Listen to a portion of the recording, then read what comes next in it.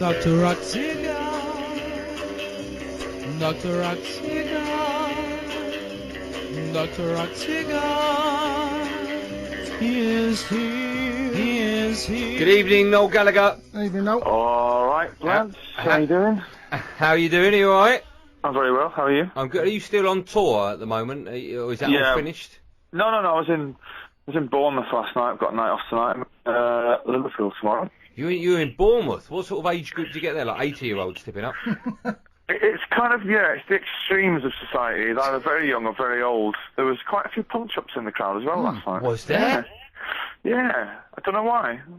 What, while you were on stage or beforehand? Yeah. No, while I was on stage. All during the acoustic numbers, funnily enough. I don't know what was going on there, but, you know.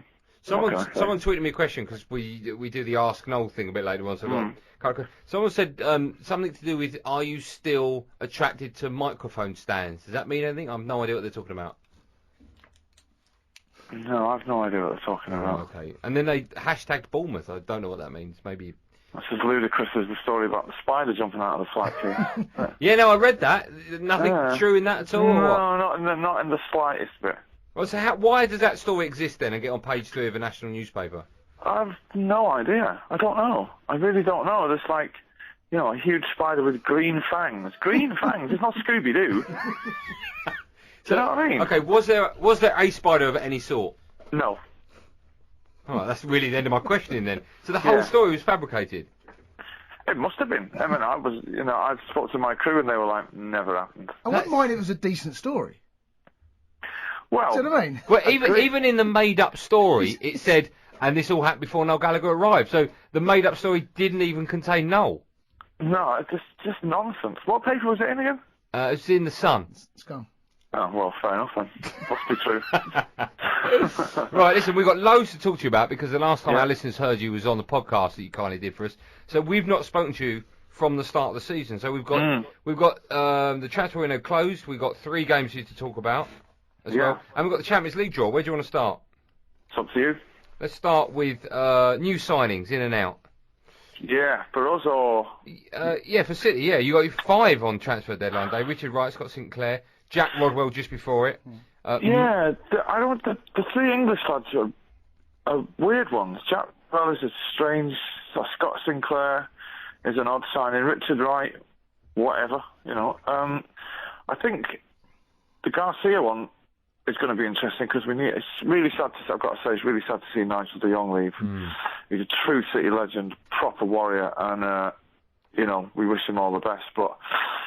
Yeah, we need somebody sitting in the middle of that midfield. We don't look as solid without Gareth Barry or Nigel as the season's unfolded. But I think the signings have been okay, but I don't think we really needed much. Do you know what I mean? The champions, we didn't really need a great deal. No, the squad itself is strong enough, but do you think it's stronger than when the season you finished last season when you won it, when you look at the whole squad as a whole? Adam Johnson's gone as well. Yeah, Johnson Sinclair, that's a straight swap. If Johnson can't get a game, how's Sinclair going to feel? Yeah, well, Johnson didn't really figure that much, but I think on paper the squad is stronger, but I don't think the system is as strong as what it was last season. I think we played to our strengths last season, but he's obviously trying to work out a system where he gets Aguero and Tevez on the pitch at the same time.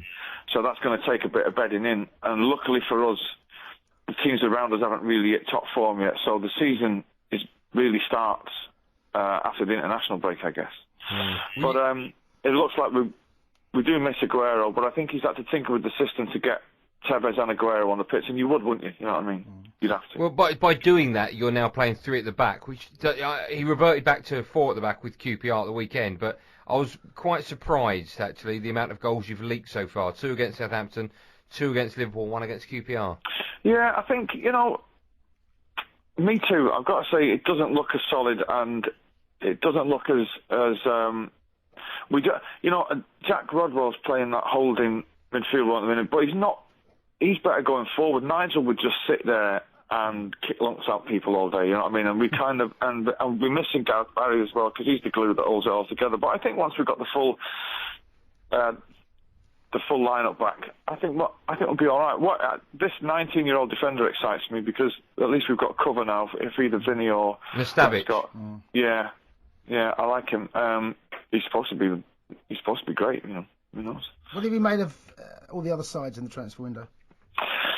What? Oh, the other side of all the other teams. Yeah, I mean the ones that are going to be challenging. Yeah, who are going to be challenging? Well, I think it's between City and United. I think every time Chelsea come up against anybody decent, they'll get taught a lesson like they did the other night against Madrid. I think they'll do well against the other teams. But have you changed your mind in the podcast we did before the season? I think it was about 3 weeks before. You said United 4th and Arsenal live at 3, and then City 1, and I think it was Chelsea 2. Would you change that? Yeah, I mean, that was before United bought Van Persie, and it's like on Sunday watching that game, and then you've seen Southampton and thinking United aren't going to get anything out of this, and he's won them the game. And I think I'd swap United and Chelsea, and I think it's going to be between the two. I think it's between City and United again. I think Arsenal will finish third because, funnily enough, they look really good at the minute. They just can't seem to put the ball in the net on a regular basis. But they did look great against Liverpool, which admittedly is not difficult at the minute. I was going to ask you about your views on Liverpool. What have you made of them so far? I think I've got Liverpool fans in my band, and they are at the lowest I've ever seen them. They're just really they're in shock at how the club has been run. They're really in a bad way, But I don't, how they've let Andy Carroll go, and now they're like scratching around trying to get a free agent striker for Liverpool FC. Like the mighty Liverpool that's incredible. Do you know what I mean? To think, but Liverpool supporters are not happy. I don't think. I listen to them on the talking sometimes, and they seem to be 50% blaming Brendan Rodgers, which I don't think you can. He's barely had anything to work with there. But I think they're going to struggle to. They seem to be passing it around for fun and all that, but it's kind of going anywhere. I mean, to allow that to happen, one striker leaves, 24 hours later the window shuts. And crazy. Brendan has asked the question directly, and to be fair, he answered it very as straight as he could. No, I wouldn't have let him go. It's a shambles. Well, no, totally. I mean, I watched his interview. It said, "Look, I give the list of names in. Then it's up to the people that kind of run the club to do that. And there's no way you would have let Carroll go if he wasn't, if they hadn't said to him, "We'll get Dempsey, don't worry about it." But you feel for him because he's about to find out what it's like at the top now. Because that's fine if you're managing, the likes of West Ham's or Everton's or kind of mid-table sides, but he's going to find out how tough it is now up there. And I don't know, I can see it being a struggle for them until January. What about your favourite manager in the Premier League? He's just never disappoints me. There's already a smile on your face now, isn't there? Where would we be without him? I have to thank Daniel Levy for bringing him back to British football, because he doesn't know what a service he's done. It's like when you just hear him when he's asked a question and he just goes, that's how it's like. There's just one noise and he's just like, one can only wonder what it's like at half time when it's 0-0. He's just pure. He's just comedy value. I love him. Should Spurs fans be worried then? You were doing your impression of him there. Yeah, that's right. I don't know. See, they're in that weird position where they finished 4th last season and a great season, and he's gone and actually, taken a machine gun to the entire squad. So they could finish as low as 11th. Or they could finish 4th again. You just don't know. You know what I mean? He spent 12 million quid on a goalkeeper that he didn't need. Yeah, that's bizarre. Crazy. I mean, he doesn't need him this year. I mean, he's 41, Brad Friedel. So I think Brad Friedel will slowly but surely be phased out.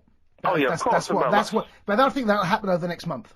I think. Yeah, of course. I mean, that's what he's bought that for. But seriously, 12 million for a keeper he didn't need. Surely they could have topped up Moutinho's wages and got him. I mean, they don't need a keeper until next season. I mean, Brad's 40 now, so he's got one great season left in him. But I think he's just madness what's going down there. Love it, absolutely love it. Let's turn our attention to Champions League. What a draw again! What a draw! City, Madrid, Ajax, and Borussia Dortmund. Well, this is a proper Champions League, isn't it? Exactly. Well, the group, it's like old school European Cups, the group of champions. But it's great. It's great for the supporters.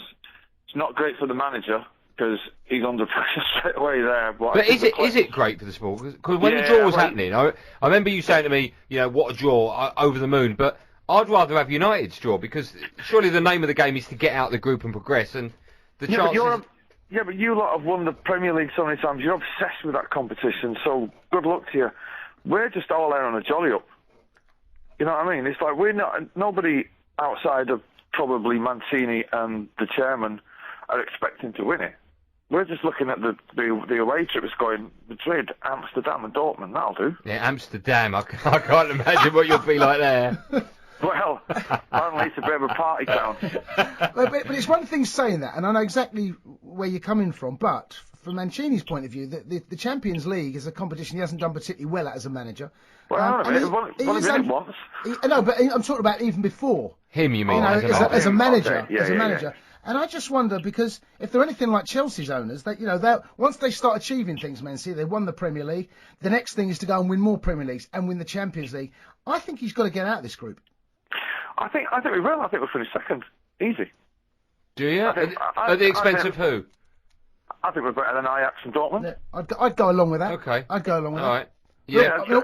Dortmund have sold their best player to United. Ajax, they're good in Holland. Yeah. They'd be 11th in the Premier League, no question. Yeah, the Dortmund away is going to be that could decide whether you go through or not. Dortmund away. Yeah, I mean, look, the first game sets the whole tone. If we go to the Bernabeu and get a point, you know what I mean? We could, in the same way that our first game last season set the tone, we got on to Napoli, and it kind of went. It was a comedy of errors from there on. Do you know what I mean? So, I think I think we'll get out of the group. And what's good is we'll be battle-hardened when we get out of it, because we're effectively playing knockout football from the first game. You know. So. Have you checked the tour dates for the Madrid game? Well, funnily enough, I've got a night off the night of the Madrid game, so I've got 2 days to get from London to Bangkok, so I can fly. I've made it work, so I can fly to Madrid and then fly straight from the match to Dubai, and from Dubai to Mogadishu, and then from there to Alaska, and then get a ship and arrive in Bangkok, and then arrive in Bangkok 4 hours before I fuck off. But it's going to be a funny gig in Bangkok if anybody wants to come along. It'll be interesting.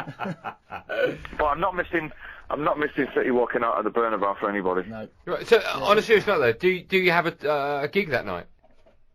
No. I've got a gig on the 20th, so it's kind of worked out brilliantly. Oh, okay. But I could have mysteriously come down with laryngitis. Would you have done that? Not the laryngitis thing, but for that game, because it's such a huge game. Away at the Bernabeu, I've been there before. It's just an unbelievable place. I would have gone through the list. Is it sold out? Do they get Talksport in Thailand? You can. Anybody? You can. You can now. You can now. Yeah. So, no, I probably would have done the gig. Okay. With a big TV screen below you.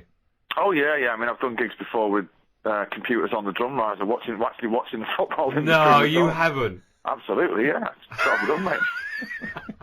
They don't care. Does that affect your performance if you see City lose 2-0 and you're in the middle? Where were we? I can't remember where we were. City were might have been away to Napoli, and there was kind of an iPad on the riser, and I think we scored. I think I might have shouted, "Effing get in" down the mic. People going, Yes. I don't remember these lyrics. Yeah. I think Noel's making up as he goes along. He's his own biggest fan. Right, listen, before we let you go, we've got some Ask Noel questions for you. Okay. I say weird. Jay, have you got any? No. Oh, okay. You just have to either make them up. I'll make it up. Or go along with mine. This one's coming from, I have no idea. PB8 is his name on Twitter. I don't know. What do you wear in bed? I wear a knowing smile. Are you a naked sleeper? Depends what the weather's like. If it's cold, no. Tonight, what will you be wearing in bed? Tonight I'll be wearing a donkey jacket. Okay. Now, Darren... Skiing goggles. Is that at your wife's request? Sometimes it is. Yeah. Sometimes it is. Darren Johnson has asked... We asked you this about a year ago, and you replied Bono. I don't know if the answer's changed. Who's the most famous person in your phone book? Bono's always right up there, obviously because he comes under B, so he's always right up there. Who's up there? This reminds me, while you're thinking of that, we once asked you who's the most famous person to come around your house. Do you remember what you answered?